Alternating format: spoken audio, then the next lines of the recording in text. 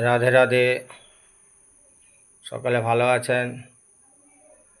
আজকে একটি ভিডিওতে কথা বলছি। রাজা রাবণ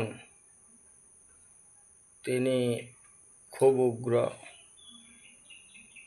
সকলেই বলে,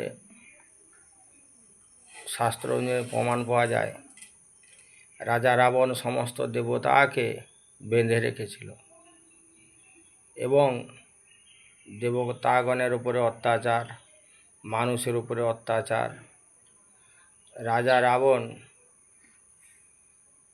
সমস্ত দেবতাকে বেঁধেছিল কিসের জন্যে? ভক্তির শৃঙ্খলে।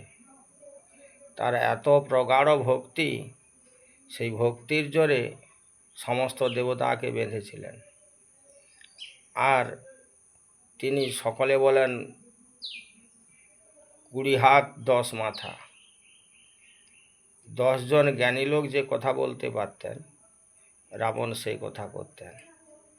আর 20 জন কর্মী, তারা তাদের 2 হাতে যে কাজ করত, রাবণ এই 10 দুগুণে 20, আর রাবণ 2 হাতে সে কাজটা করতে পারত।